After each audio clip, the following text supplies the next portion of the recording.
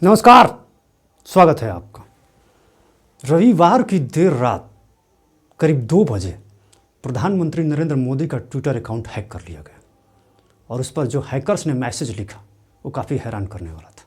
उस पर यह लिखा गया था कि भारत ने बिटकॉइन को लीगल टेंडर का दर्जा दे दिया और सरकार ने 500 बिटकॉइन आधिकारिक तौर पर खरीदे हैं और धीरे धीरे लोगों को बांटा जाएगा, यानी भारत के हर नागरिक को बिटकॉइन तोहफे के तौर पर दिया जाएगा। हालांकि इस खबर के सामने आने के बाद प्रधानमंत्री ऑफिस से लेकर ट्विटर के अधिकारियों तक में हड़कंप मच गया और आनन फानन में ट्विटर अकाउंट को ठीक करने की कवायद शुरू की गई। हालांकि कुछ ही देर बाद ट्विटर अकाउंट को ठीक कर लिया गया, लेकिन समझने की ज़रूरत ये है कि जब प्रधानमंत्री नरेंद्र मोदी का ट्विटर अकाउंट हैक कर सकते हैं तो फिर आम आदमी की भी साथी क्या। ये हाल है हैकर्स का। लेकिन इन सब चीज़ों के बीच समझने की ज़रूरत ये है कि आखिरकार ये बिटकॉइन क्या बला है और किस तरीके से बिटकॉइन को लेकर ये जो मैसेज दिया गया उससे पहले समझें कि बिटकॉइन काम कैसे करता है। और इसको लेकर पूरे देश में वैसे तो चर्चा है, लेकिन है क्या। तो दरअसल ये क्रिप्टो करेंसी है, यानी वर्चुअल करेंसी जिसको कह सकते हैं। इस तरीके की करेंसी मार्केट में सिर्फ अकेला बिटकॉइन नहीं है, इस तरीके के करीब करीब 5000 से ज़्यादा क्रिप्टो करेंसी है। क्रिप्टो करेंसी यानी वो वर्चुअल करेंसी है जो होती तो है सिर्फ इंटरनेट पर, लेकिन इससे आप पेमेंट कर सकते हैं बिल्कुल उसी तरीके से जैसे आप नोट से पेमेंट करते हैं। लेकिन नोट को आप देख सकते हैं, छू सकते हैं और अपने पास रख सकते हैं, लेकिन क्रिप्टो करेंसी के साथ ऐसा नहीं है।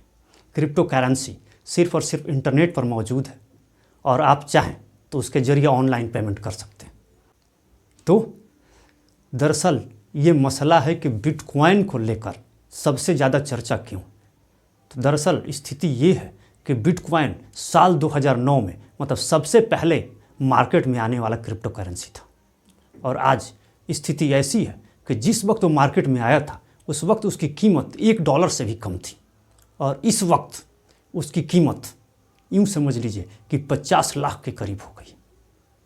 अंदाज़ा लगाइए कि अगर किसी ने उस वक्त 100-200 रुपये भी इसमें निवेश कर दिए होंगे तो इस वक्त वो करोड़पति हो गया होगा।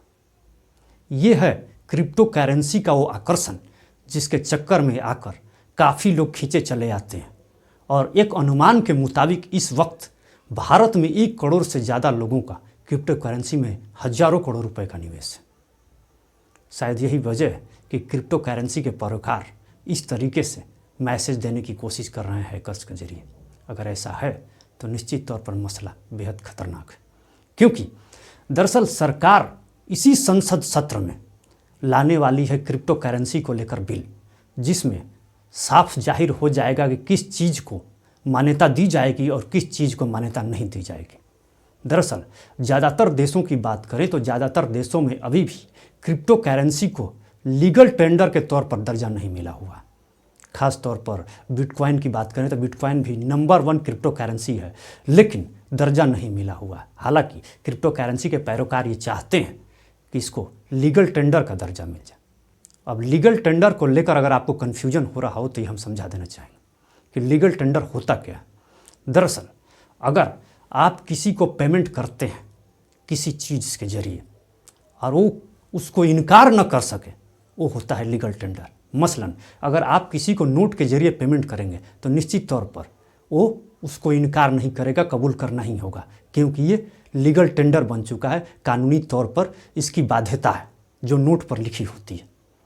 अब क्रिप्टो करेंसी के पैरोकार चाहते हैं कि बिटकॉइन को भी इसी तरीके की मान्यता मिल जाए जिस तरह की मान्यता भारत में reserve bank of India note को देता है। हालांकि रिजर्व बैंक ऑफ इंडिया इस मामले को लेकर बहुत पहले ही खिलाफत कर चुका है और विरोध इस हद तक था कि मामला सुप्रीम कोर्ट में गया था।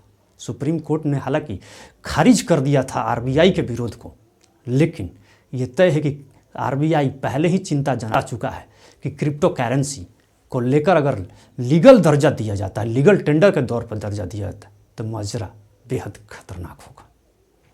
कुल मिलाकर परिस्थिति ऐसी है कि लोग क्रिप्टो करेंसी को लेकर इतना मोह है कि हर दूसरा आदमी क्रिप्टो करेंसी में इन्वेस्ट करना चाहता है। और हाल फिलहाल में जिस तरीके से इसके कारोबार से जुड़े लोग विज्ञापन कर रहे हैं, उस तरीके के हालात ये है कि ये लोग चाहते हैं कि आम से आम आदमी जिसके पास निवेश करने के लिए थोड़े भी पैसे हो या न हो, वो भी आए और क्रिप्टो करेंसी में निवेश करे। कुल मिला के क्रिप्टो करेंसी के कारोबारी अपने तरीके से इसमें घुसपैठ करना चाहते हैं, लेकिन सरकार इसको लेकर बेहद सतर्क है। और प्रधानमंत्री नरेंद्र मोदी भी अंतर्राष्ट्रीय मंचों पर इसको लेकर चिंता जता चुके हैं। प्रधानमंत्री की चिंता अपनी है, दरअसल पीएम को इस बात की चिंता है कि क्रिप्टो करेंसी निश्चित तौर पर कहीं गलत हाथों में पड़ गई तो फिर मामला खतरनाक हो सकता है। खास तौर पर पीएम को चिंता इस बात की है कि कहीं आतंकी संगठन इसका दुरुपयोग करने लगे तो फिर परिस्थिति ज़्यादा गंभीर हो सकती है।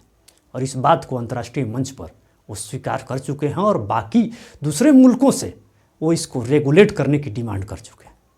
जाहिर सी बात है, सरकार भी, भारत सरकार भी रेगुलेट करने वाली है और इसके साथ ही ये तय हो जाएगा कि क्रिप्टो करेंसी का भारत में भविष्य क्या होगा।